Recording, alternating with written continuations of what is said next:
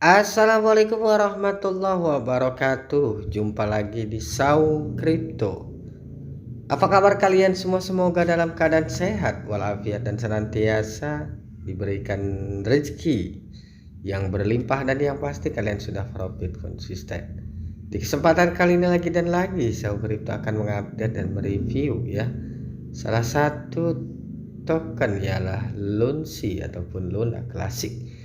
Namun sebelum kita bahas detailnya, tidak ada salahnya kalian tekan tombol subscribe terlebih dahulu agar kami lebih semangat lagi ya dalam menyampaikan berita tentang dunia cryptocurrency. Kalian pun bisa bergabung ya di Telegram Saung Kripto untuk kita saling berbagi tentang ilmu dunia cryptocurrency. Oke, kalau kita lihat chartnya di T4 jam ya, ini sedang mengalami kenaikan dan dia pun sudah melewati MA berwarna kuning dan ungu. Ya, semoga aja tren ini terus terjadi ya. Dan apakah ini hanya dari faktor dari Bitcoin naik atau memang ada news yang bisa membuat si Lunsi ini melejit ya dari harga sekitaran di area 20.000 ya, 21.000 ya. Kita ambil di sini aja deh, spot di sini ya. Ya kita hitung 21.000 loh ya. Jadi kalau yang udah kemarin posisi beli di 21.000, saya rasa sekarang sudah cuan ya, karena harga sempat menyentuh di 27.850 ya, cukup cuan lah ya. Oke, kita langsung saja menuju beritanya seperti ini. Terra Classic launch, perkembangan besar-besaran di bulan Oktober ya. Perkembangan di jaringan Terra Classic telah berjalan dengan pesat meskipun dimiliki oleh komunitas tanpa pendanaan VC. Benar ya, memang nggak ada pendanaan dia ya. Jadi benar-benar mutlak komunitas ini berjalan. Rantai Terra Classic telah mengalami tahun yang bergejolak dan telah menjadi berita utama karena berbagai alasan. Mulai dari melawan tren pasar ya, kripto bearish di awal tahun dan menciptakan nilai tertinggi baru dengan janji uang kripto terdesentralis dalam skala besar hingga runtuh secara spektakuler di bulan Mei. Ya memang benar ya, runtuhnya nggak ngotak juga ya, dari harga berapa ratus ribu jutaan ya, kalau nggak salah sempat 1 juta lebih deh ya, tiba-tiba ngedrop karena harganya hanya rupiahan. Sekarang bagaimanapun itu menjadi berita utama karena komunitas pemula yang telah mengambil alih kemudi, memetakan jalan menuju pemulihan dan kehilangan kejayaan. Khususnya sejak mengambil kendali atas rantai tersebut, komunitas tidak membuang waktu untuk mencoba mengatasi masalah utamanya tanpa urutan tertentu. Ini termasuk mengurangi kelebihan pasokan Terra Luna Classic ataupun Lunsi, memasang kembali Terra Classic USD ataupun USDC, memperbaiki rantai dan membuat serta menarik utilitas. Perlu dicatat, dari akhir Agustus hingga September, jaringan memperkenalkan kembali staking dan menghadapi masalah pengurangan pasokan Lunsi secara signifikan dengan pajak on-chain 1,2%, sambil melobi pertukaran kripto untuk menerapkan pajak pada transaksi off-chain atas usahanya. Binance, pertukaran kripto terbesar di dunia, memulai kampanye untuk membakar semua biaya perdagangan yang diperoleh dari aktivitas perdagangan Lunsi. Ya itu yang kita tahu ya, seperti itu alurnya.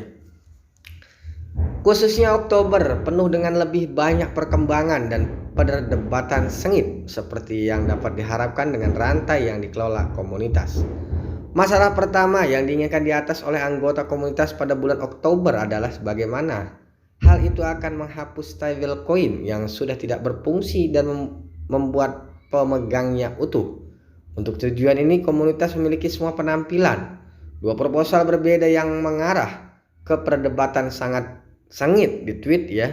Akhirnya bagaimanapun pengembang yang secara sukarela membangun kembali rantai untuk kredit mereka sekarang bekerja untuk menggabungkan ini menjadi satu proposal yang akan menjadikan USDC mata uang cadangan jaringan.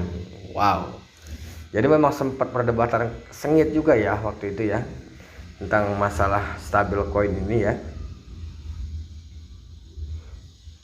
Tapi akhirnya bukan pengembang sih, dari komunitas ini, dari si Edward Kim ini, dia mah dari Terra Rebel, dia langsung menjadikan satu proposal ya untuk USDC mata uang sebagai cadangan jaringan. Langkah yang cukup bagus. Seiring berjalannya bulan, komunitas mengurangi pajak on-chain menjadi 0,2%. Khususnya penerapan pajak 1,2% menyebabkan penurunan volume on-chain yang signifikan. Untuk mendapatkan kembali volume yang hilang ini, komunitas memilih untuk mengurangi pajak yang terinspirasi oleh proposal dari anggota komunitas yang hanya dikenal sebagai Aku Zero. Nah, jadi memang pas 1,2% diterapkan, memang volume perdagangan secara garis besar langsung menurun seperti itu. Sesuai proposal baru ini, 10% dari semua lunsi yang dibakar digunakan untuk dana pembangunan. Khususnya beberapa anggota masyarakat percaya bahwa Seignorage ini hanya akan berlaku untuk lunsi yang dibakar oleh pajak, dan dengan demikian telah menyuarakan keraguan atas aplikasi saat ini. Namun proposal untuk efek ini belum terwujud. Dengan urusan masuk baru ke kumpulan komunitas pengembang inti, Edward Kim mengusulkan program hibah untuk mengalokasikan dana secara efisien dan transparan untuk pengembang rantai. Selanjutnya, komunitas Terra Classic menerima dua hal positif besar di bulan Oktober. Pertama, pengembang Cosmos terkenal Jacob Gadikin mengungkapkan bahwa kode untuk membuka kembali saluran komunikasi interblockchain sudah siap. Dan yang kedua, Alex Porsau mengungkapkan bahwa dia telah diberitahu tentang aset off-chain senilai 4 juta US dollar milik rantai Terra Classic yang menjanjikan untuk mempercepat pengembangan blockchain secara signifikan.